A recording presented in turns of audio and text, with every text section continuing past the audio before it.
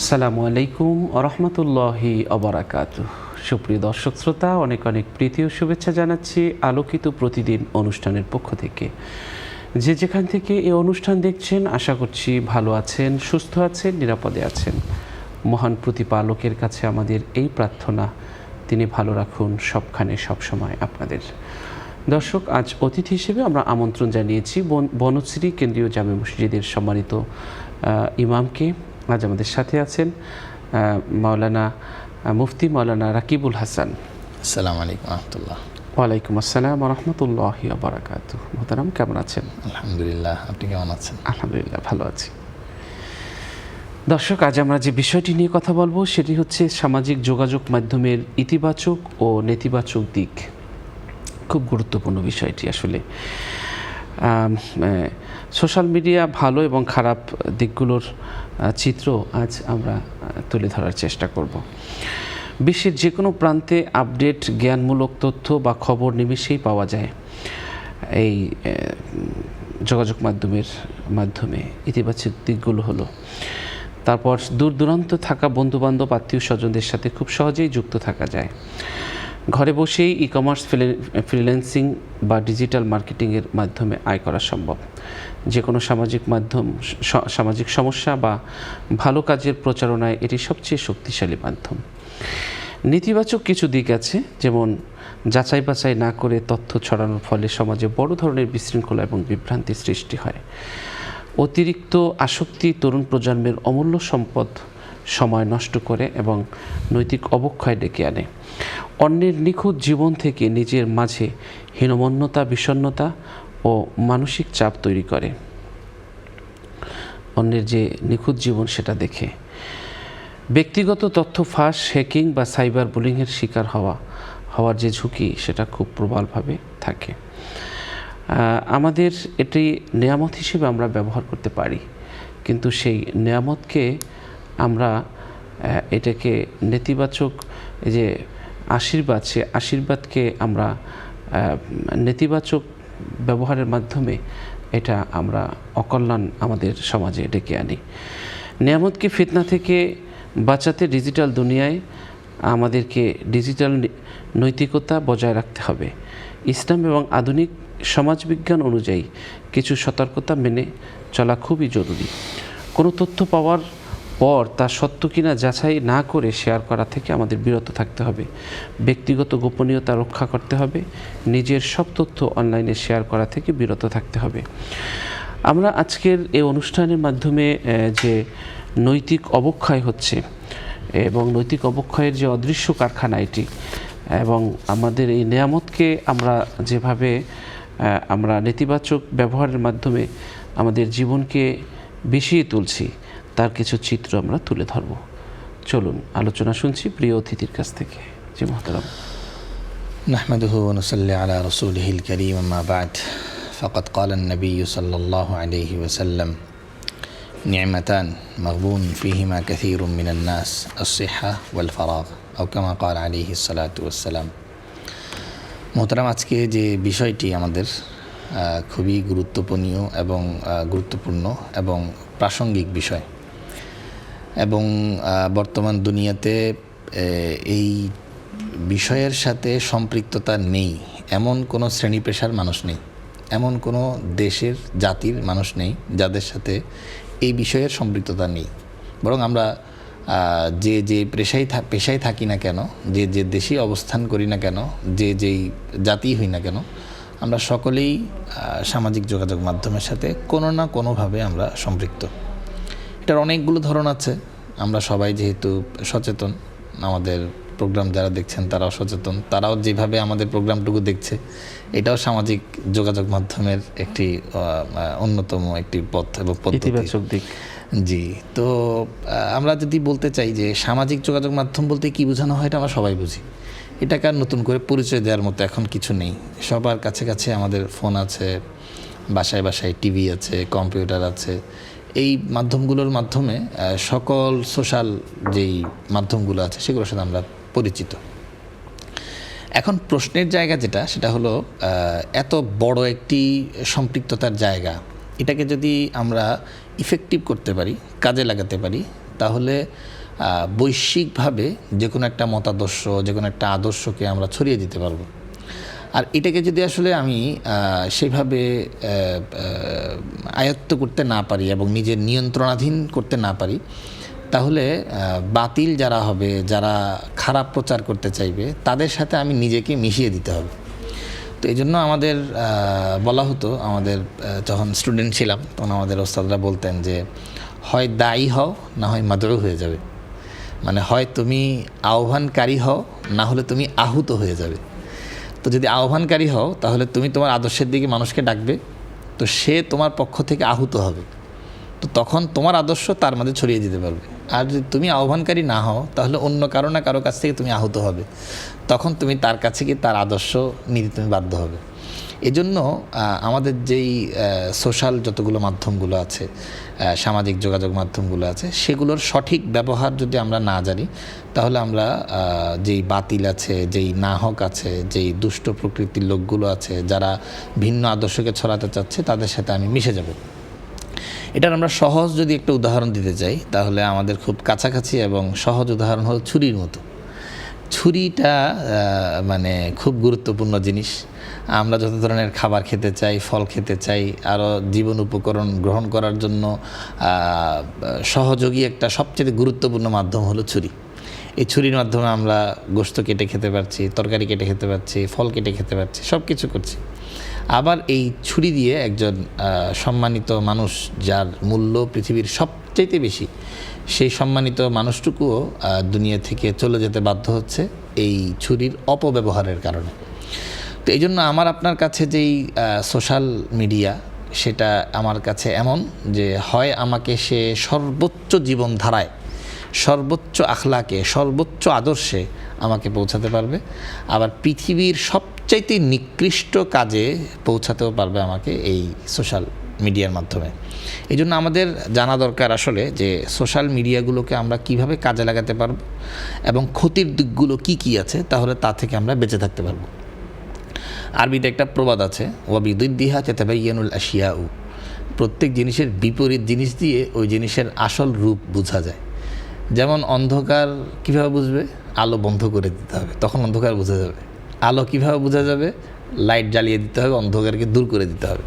এই জন্য আমরা প্রথমেই আলোচনা করতে চাই যে এই সোশ্যাল মিডিয়ার খারাপ দিকগুলো কি আছে। এর মধ্যে অন্যতম, আমরা সকলেই জড়িত স্মার্টফোনের সাথে। স্মার্টফোনের সোর্সে আমরা এখন মানুষ পত্রিকা কিনে যে পত্রিকা পড়বে, এতটুকু পরিমাণ আগ্রহ, ধৈর্য, রুচি দিন যত যাচ্ছে কমে আসছে। যারা আমরা ইয়ং জেনারেশনরা আছে, আমাদের ভাই ব্রাদার আছেন, তারা তো প্রশ্নই ওঠে না যে পত্রিকা কিনে পত্রিকা পড়বে, এটা চিন্তা করাই মুশকিল। যারা রিটায়ার্ড পার্সনরা আছেন, তারা কিছুটা এখনও পত্রিকা কিনে তারপরে পত্রিকা বাসায় গিয়ে পড়ে, বা রাস্তায় দাঁড়িয়ে এখনও পড়ে কিছু কিছু মানুষ আছে। তো এই মোবাইলের মাধ্যমে কি হচ্ছে, সবচেয়ে বড় ক্ষতির জায়গা আমি যেটা মনে করি সেটা হলো, হাদিস শরীফের মধ্যে আল্লাহ রাসূল সাল্লাল্লাহু আলাইহি সাল্লাম বলেছেন, আল উজলাতু মিনাশ শাইতান, তাড়াহুড়া করাটা এটা শয়তানের কাজ। আমাকে আপনাকে স্থির থাকতে দেওয়া হচ্ছে না, যেভাবেই মোবাইল ব্যবহার করুন না কেন, স্থির থাকতে দেওয়া হচ্ছে না, আমাদেরকে অস্থির করে তুলছে। কিভাবে? খুব দ্রুত সময়ের মধ্যে প্রত্যেকটা কন্টেন্ট চলে আসছে। এবং সোশ্যাল মিডিয়া নিয়ে যারা কাজ করেন তারা বলেন যে এখন ভিডিও বানাতে হবে 10 সেকেন্ডে, 15 সেকেন্ডে, মূল তথ্যটুকু দিয়ে দিবেন। মানুষের আধা মিনিট, 1 মিনিট পর্যন্ত ধৈর্য নাই যে একটা ভিডিওর মাধ্যমে একটা ইনফরমেশন নেবে। কারো পোস্ট যদি মানে স্ক্রল করতে হয়, তাহলে ওই পোস্ট আর পড়ে না মানুষ। এক স্ক্রিনের মধ্যে যতটুকু পোস্ট দেখা যায় ততটুকু পড়ার ধৈর্য সর্বোচ্চটুকু আছে। তো আমাকে প্রতিনিয়ত অস্থির করে তুলছে যে আমি কোনো জায়গার মধ্যে স্থির থাকতে পারবো না। আমি ইনফরমেশনগুলো এমনভাবে পাচ্ছি যে ইনফরমেশনগুলো আমার খুব দ্রুত সময়ের মধ্যে আমার এগিয়ে যেতে মন চাচ্ছে। এই মন চাওয়াতে কী হচ্ছে, সর্বপ্রথম ভুল ইনফরমেশন আমার মধ্যে ঢুকে পড়ছে। আমার কাছে ভুল ইনফরমেশন ঢুকে পড়ার বড় কারণ আমি তাড়াহুড়া করছি। আমার যাচাই বাছাই করার যেই যোগ্যতাটা আমার আল্লাহর পক্ষ থেকে ছিল, আমার পড়াশোনা আমাকে দিয়েছিল, বিবেচনা বোধ ছিল, আমার একটা বোধ শক্তি তৈরি হয়েছিল, আমি আমার পরিবারে বেড়ে ওঠার মাধ্যমে আমার মধ্যে একটা চিন্তা শক্তি তৈরি হয়েছিল, এইটাকে প্রথমেই খতম করে দেওয়া হচ্ছে। আমি কি করছি, খুব দ্রুত সময়ের মধ্যে ইনফরমেশনগুলো নিয়ে নেওয়ার চেষ্টা করছি। যখনই আমি দ্রুত সময়ের মধ্যে ইনফরমেশন নেওয়া শুরু করছি, তখন আমার কাছে সত্য, মিথ্যা, গীবত, শেকায়েত, যত ধরনের মানে অশালীন বক্তব্য থেকে নিয়ে আমার জন্য উপযোগী নয় এমন যতগুলো বক্তব্য আছে, সকল বক্তব্যগুলো আমার মধ্যে ঢুকে যাচ্ছে। ঢুকে যাওয়ার পরে কি হচ্ছে, মানুষের মধ্যে কিউরিসিটি আছে যে আমি যা জানবো, জেনে বসে থাকার মানসিকতা একজন মানুষের থাকে না। আমি যা জানবো আপনাকে আমি শেয়ার করার চেষ্টা করি। এতে কি হচ্ছে, মিথ্যা যিনি লিখেছেন সেই মিথ্যা ইনফরমেশনটুকু আমার মধ্যে প্রবেশ করেছে আমার যাচাই বাছাই ছাড়া। আমি মনে করছি আমি একটা সত্য কথা বলছি আপনাকে, কিন্তু মূল কথাটা তো মিথ্যা। আমি যা পড়েছি তাই আপনাকে জানাচ্ছি, কিন্তু মূল কথাটা মিথ্যা হওয়ার কারণে আমি নিজেও মিথ্যাবাদী হয়ে যাব। হাদিসের মধ্যে রাসূলুল্লাহ সাল্লাল্লাহু আলাইহি ওয়াসাল্লাম ইরশাদ করেছেন, কাফা বিলমার ইকাদিবান আন ইউহাদ্দিসা বিকুল্লি মা সামিআ। একজন মানুষের মিথ্যাবাদী হওয়ার জন্য এতটুকুই যথেষ্ট, সে শোনা মাত্রই যাচাই বাছাই ছাড়া সেটা অন্যকে বলে দেয়। তা আমি যখন সোশ্যাল মিডিয়ার মাধ্যমে তথ্যগুলো নিয়ে নিচ্ছি, আমার কাছে যাচাই বাছাই করার যোগ্যতাটুকু নষ্ট হয়ে যাওয়ার কারণে সত্য মিথ্যা সকল জিনিস আমি গ্রহণ করে ফেলছি এবং সেটা আমি অন্যকে প্রচার করা শুরু করেছি। এর মধ্যে আমি মিথ্যাবাদী হয়ে গেলাম, আমার মধ্যে বিবেচনাবোধের যেই ক্ষমতা সেটাকে আমাকে নষ্ট করে দিল। এটা হলো সবচেয়ে বড় একটা ক্ষতি এবং প্রধানতম ক্ষতি বলে আমার ব্যক্তিগতভাবে মনে হয়। দ্বিতীয়ত যে বিষয়টি সেটি হলো, একজন মানুষের কাছে যখন ইনফরমেশন বেশি চলে আসে তখন তার মধ্যে ইনফরমেশনের গ্যাপ তৈরি হয়। কিভাবে? আমি যখন আপনাকে একটা খবর জানবো, তো একটা খবর আপনাকে আমি বলার জন্য আমার জন্য সহজ হবে, কিন্তু আমি যখন 10টা খবর জেনে ফেলবো, আপনি বলতে চাইবো আপনাকে একটা খবর, তখন আমি এখান থেকে একটা অংশ, ওখান থেকে একটা অংশ, ওখান থেকে একটা অংশ, এর কথা তার কাছে, তার কথা তার কাছে, এভাবে গুলিয়ে মিলিয়ে আমি আপনাকে তথ্যগুলো প্রচার করব। তো আপনারও তো একই সমস্যা, আপনিও মানুষ, আপনার মধ্যে কিউরিসিটি আছে, আমি যা জানলাম তা আমিও একটু বলি। এরপর কথাটা যেতে যেতে এমন একটা পর্যায়ে গিয়ে পৌঁছায় যে মূল ঘটনা এক জায়গায়, তথ্য হলো আরেক জায়গায়, ব্যক্তিও পরিবর্তিত, ঘটনাও পরিবর্তিত, খালি বলা হচ্ছে অমুক সম্পর্কে এই কথাটা প্রচার হচ্ছে। অথচ হাদিস শরীফের মধ্যে আল্লাহ রাসূল সাল্লাল্লাহু আলাইহি ওয়াসাল্লাম ইরশাদ করেছেন, লিল মুসলিম আলাল মুসলিম হারামুন আলাইহি দামুহু ওয়া ইরদুহু ওয়া মালুহু। একজন মুসলমানের জন্য আরেকজন মুসলমানের 3টি জিনিস হারাম। একটা হলো তার রক্তপাত করা হারাম, একজন মুসলমান আরেকজন মুসলমানকে রক্তপাত ঘটাতে পারবে না, এটা তার জন্য হারাম। আল্লাহ তাআলা হারাম করে দিয়েছেন, নিষিদ্ধ, যে একজন মুসলমানের কাছে আরেকজন মুসলমান এই পরিমাণ নিরাপদ। 2 নম্বর বলেছেন, একজন মুসলমান আরেকজন মুসলমানের মালকে নষ্ট করতে পারবে না, অপরের মাল তার কাছে আমানত, সে এই মালটুকু ধরতেও পারবে না, খেতেও পারবে না, বরং এই মালটুকু সংরক্ষণ করে মূল মালিকের কাছে পৌঁছে দেবে, তার দায়িত্ব। 3 নম্বর বলেছেন, ওয়া ইরদুহু, তার ইজ্জত তার কাছে আমানত। আমি অপর মুসলমান ভাইয়ের ইজ্জত হরণ করার কোনো অধিকার আমার দেওয়া হয়নি, বরং এটা আমার জন্য হারাম করে দেওয়া হয়েছে। আমি যখন সোশ্যাল মিডিয়ার মাধ্যমে যে কোনো তথ্য প্রচার করা শুরু করব, তখন আমি হয় গীবতের মধ্যে পড়ে যাব, না হয় আমি নামিমা, চগলখুরির মধ্যে পড়ে যাব। এবং ব্যক্তিগত কিছু তথ্য এখন ছড়ানো হচ্ছে, যেটা আসলে না ছড়ালেও হতো, যেটা সমাজের কোনো উপকার বয়ে আনবে না, বরং সমাজকে আরও বেশি কলুষিত করবে, সেই ধরনের কিছু জিনিস এমনও হচ্ছে। যেমন আমি আর আপনি ব্যক্তিগতভাবে আলোচনা করছি, আমার আর আপনার একটা সখ্যতা আছে, আমি আপনি এখন কথা বলছি একটা ফর্মালিটির সাথে, আমি একান্ত বসে গল্প করার সময় হয়তো আমি আপনার সাথে অনেক ধরনের কথা বলবো, অনেক ধরনের কাজ করব। তৃতীয় কোনো ব্যক্তি আমার আপনার সেই কনভারসেশন তুলে তিনি পাঠিয়ে দিলেন যে ওনারা দুইজন কিভাবে করে কথা বলছেন। এখন একটা মানুষের যে প্রাইভেসি আছে, তার যে ব্যক্তিগত সখ্যতার জায়গা আছে, তার যে ব্যক্তিগত একটা জীবন বলতে আছে, সেটাকে পর্যন্ত আমরা হরণ করে দিচ্ছি এই ধরনের সোশ্যাল মিডিয়ার মাধ্যমে।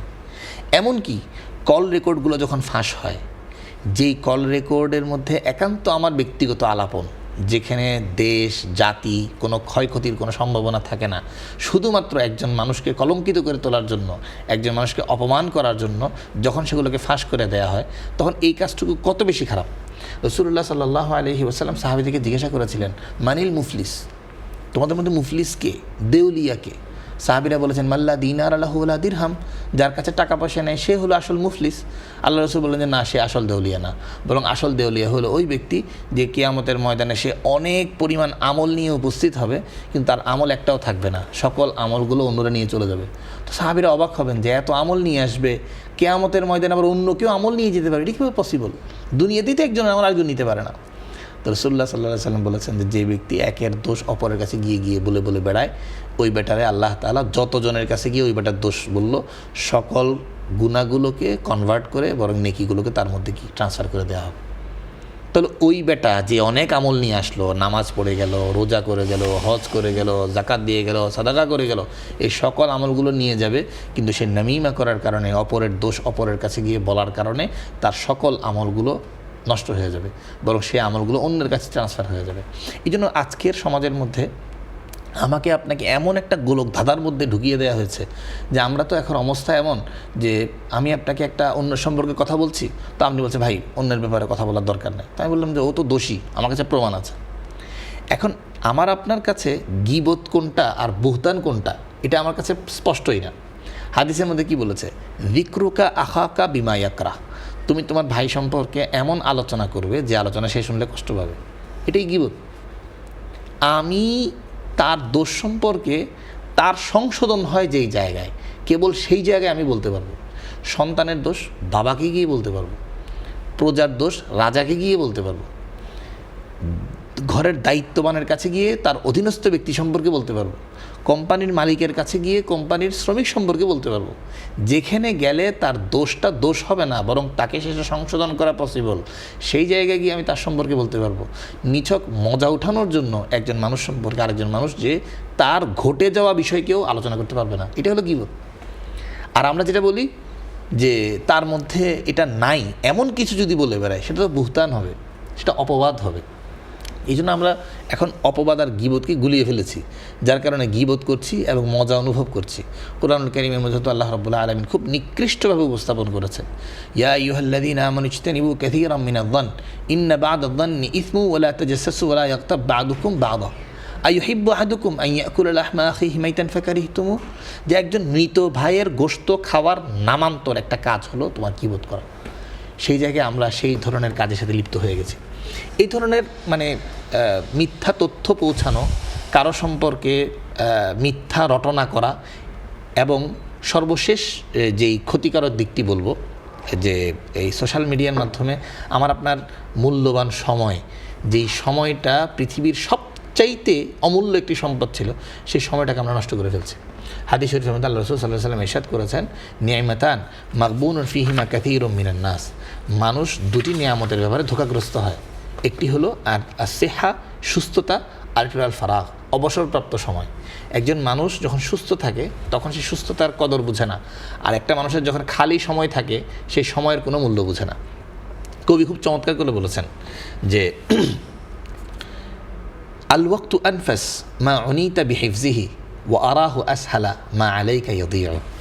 আল ওয়াক্তু আনফাস, সময় হলো সবচাইতে দামি, মা উনিতা বিহিফজিহি, যতগুলো সম্পদকে তুমি সংরক্ষণ করো, সংরক্ষিত সম্পদের মধ্যে সবচেয়ে দামি সম্পদ হলো সময়। কিন্তু ও আরাহু আসহালা মা আলাইকা ইয়াদিউ, কিন্তু তোমার কাছে যত জিনিস নষ্ট হয় এর মধ্যে সবচেয়ে সহজে নষ্ট হয়ে যায় সবচেয়ে দামি সময়টা। তো এই জন্য আমার আপনার কাছে যেই সময়ের যে এত মূল্য, এই সময়কে কাজে লাগিয়ে একটা মানুষকে আদর্শবান বানানো যায়। একজন দরিদ্র মানুষ স্বাবলম্বী হতে পারে, একজন অনভিজ্ঞ মানুষ অভিজ্ঞ হতে পারে, একজন অশিক্ষিত মানুষ শিক্ষিত হতে পারে, যে সময়কে কাজে লাগিয়ে সেই সময়টুকুকেও কিন্তু নষ্ট করে দিচ্ছে আমার আপনার এই সোশ্যাল মিডিয়ার মাধ্যমে। আরও অনেক অকল্যাণের দিক আছে, তবে আমরা মৌলিক কয়েকটি বলার পর এখন আমরা কল্যাণের কিছু দিক নিয়ে আলোচনা করতে চাই। এক নম্বর বিষয় হলো যে আজকে আমরা 3 মিনিট সময় পাবো মোহতারাম। আচ্ছা, আমি আজকে থেকে 10-15 বছর আগে যখন সোশ্যাল মিডিয়া ছিল না, একটা দাওয়াত দেওয়ার জন্য আমরা ঘটনা শুনেছি, আমাদের এক আকাবির এরকম বয়ান করতে গিয়েছিলেন। তো বয়ান করতে যাওয়ার পর বয়ান শেষে উনি ফিরে চলে আসছিলেন। আসার সময় ওনাকে এক লোকের সাথে দেখা, বলছেন যে আজকে কি অমুক জায়গায় বয়ান হচ্ছে না? বলছে হ্যাঁ হয়েছে বয়ান। তো ওই বয়ান কি শেষ হয়ে গেছে? বলতে না, কী সমস্যা আপনার? বলছে আমি তো অমুক হুজুর আসবে, ওনার বয়ানটা শুনতে যাচ্ছিলাম। তো যাকে জিজ্ঞাসা করছেন উনি হলেন সেই ব্যক্তি। উনি বলছেন যে ঠিক আছে চলেন আপনাকে বয়ান শোনাবো। উনি আবার তাকে নিয়ে গেলেন, নিয়ে যাওয়ার পর পূর্ণ বয়ান একজনের জন্য তিনি আবার করলেন। এটার অনেকগুলো ব্যাখ্যা আছে, আমরা এখানে যে অংশটুকু এখান থেকে নিচ্ছি সেটা হলো সোশ্যাল মিডিয়া যদি সেই সময় থাকতো তাহলে ওনার বয়ানটুকু আবার দ্বিতীয়বার করা লাগতো না, বরং তিনি এই দাওয়াতের পুরো অংশটুকু ওনাকে শুধু লিঙ্ক শেয়ার করার মাধ্যমে তিনি কি করে পারতেন, পুরো আলোচনাটুকু শুনতে পারতেন। এই জন্য আমার আপনার কাছে যে ইসলামের দাওয়াত পৌঁছানো, ভালো আদর্শ পৌঁছানো, ভালো কথাগুলো পৌঁছানো, এটার সব সবচেয়েতে ইফেক্টিভ এবং সহজ মাধ্যম হলো সোশ্যাল মিডিয়া। এটার মাধ্যমে আজকে আমি একটা আদর্শ বিল্ড আপ করতে পারি। একজন মানুষের কাছে আমার আলাদাভাবে যাওয়া অনেক সময় অনেক প্রোটোকলের প্রয়োজন হয়, অনেক সময় অনেক আমার ক্ষয়ক্ষতি পোহায় তারপর তার কাছে পৌঁছাতে হয়। সেই জায়গায় আমি যদি আমার সুন্দর উপস্থাপনের মাধ্যমে সুন্দরভাবে যদি বিষয়টিকে আমি সহজভাবে উপস্থাপন করতে পারি, তাহলে তার কাছে আমার অটোমেটিকলি পৌঁছে যাচ্ছে।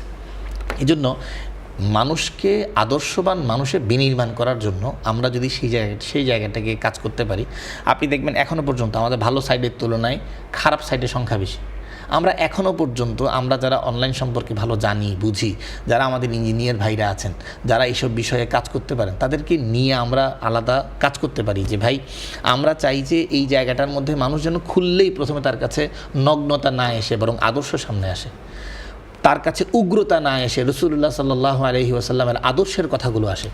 যদি আমরা সেইভাবে সর্বত্র সেই জায়গাটাকে মাধ্যম বানিয়ে আমরা তাদের দোরগোড়ায় পর্যন্ত পৌঁছে যেতে পারি, তাহলে এই অনলাইনের মাধ্যমে যেই অসারতাগুলো আছে, যেই অশ্লীলতাগুলো আছে, সেগুলোর পরিবর্তে আমাদের জাতিকে আমরা কল্যাণের পথে নিয়ে যেতে পারব। মোহতারাম, অনেক অনেক ধন্যবাদ। দর্শক, আমরা খুব চমৎকার একটি বিষয় নিয়ে কথা বলছিলাম। সামাজিক যোগাযোগ মাধ্যম ভোগবাদ এবং প্রদর্শনবাদী সংস্কৃতিকে উৎসাহিত করেছে। মানুষ এখন নিজের জীবনকে অন্যের সাজানো জীবনের সঙ্গে তুলনা করছে। দামি পোশাক, বিলাসবহুল ভ্রমণ, ব্যয়বহুল জীবনযাপন কিংবা কৃত্রিম সুখের প্রদর্শন দেখে অনেক তরুণ নিজের জীবনে নিরাশ হয়ে যাচ্ছে। আমরা দেখছি যে চরিত্র জ্ঞান কিংবা সততার চেয়ে বাহ্যিক চাকচিক্য বেশি গুরুত্বপূর্ণ হয়ে উঠছে তাদের কাছে।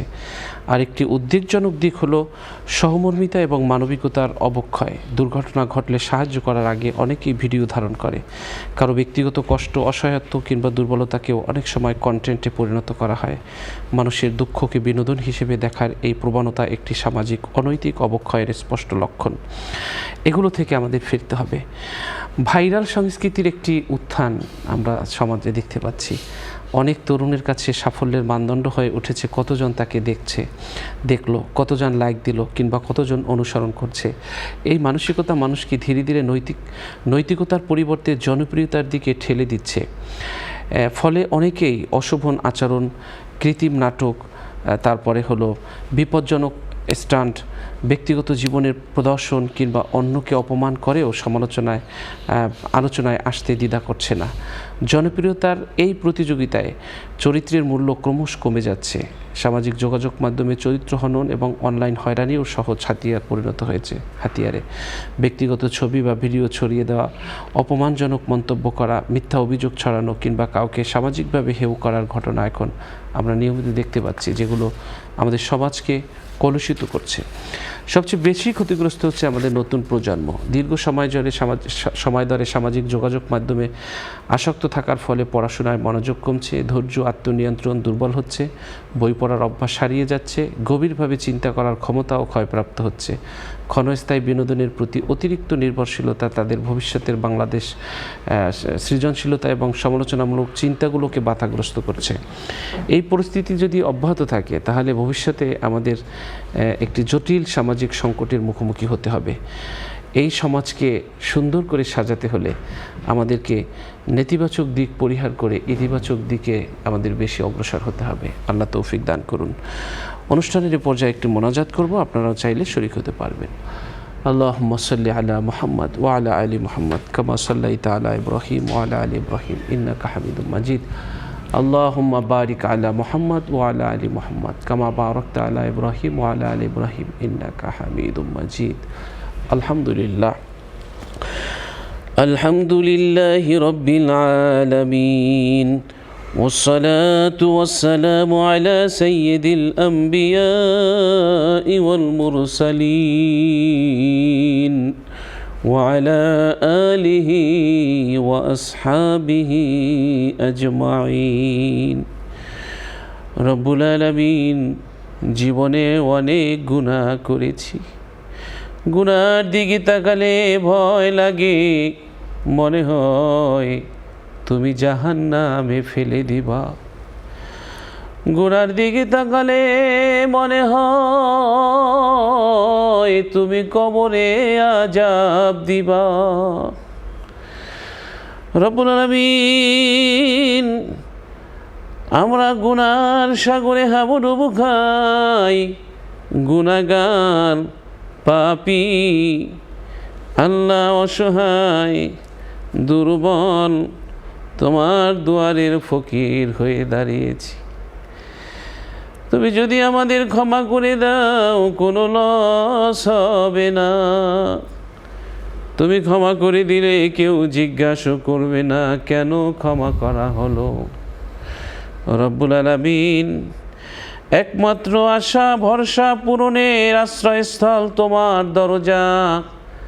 তোমার দরজার ফকির হয়েছি, তোমার দরজার কাঙ্গাল হয়েছি, তোমার দরজার ভিখারি হয়েছি।